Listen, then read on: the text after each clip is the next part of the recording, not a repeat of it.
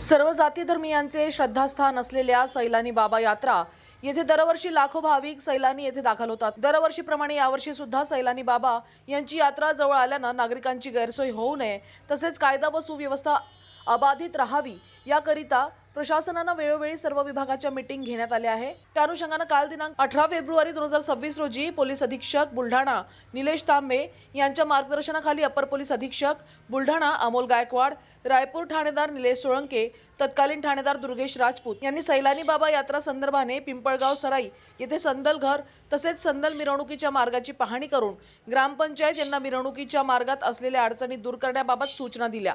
तसेच सैलानी बाबा दर्गा येथे भेट देऊन सीसीटीव्ही कॅमेरे, दर्शन रांग यांचे योग्य नियोजन करून तसेच योग्य बंदोबस्त नेमून कोणतीही दुर्घटना घडू नये याबाबत ठाणेदार निलेश सोळंके यांना सूचना देण्यात आल्या आहे। तसेच परंपरागत जळण्यात येणाऱ्या होळीच्या ठिकाणी तसेच झिरा परिसर तसेच भाविकांसाठी करण्यात येणाऱ्या वाहन पार्किंगच्या ठिकाणी सुद्धा भेट देण्यात आली आहे व तशा संबंधितांना सूचना देण्यात आल्या आहे।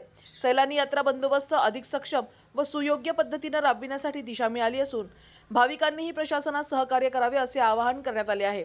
त्यावेळी तेथे पिंपळगाव सराई येथील सरपंच पती केशव तरमले, पोलीस पाटील रामेश्वर गवते, सैलानी येथील शाफिक मुजावर, रशीद मुजावर, पोलीस अंमलदार राहुल जाधव, कळमकर, अख्तर शेख, काझी असे हजर होते।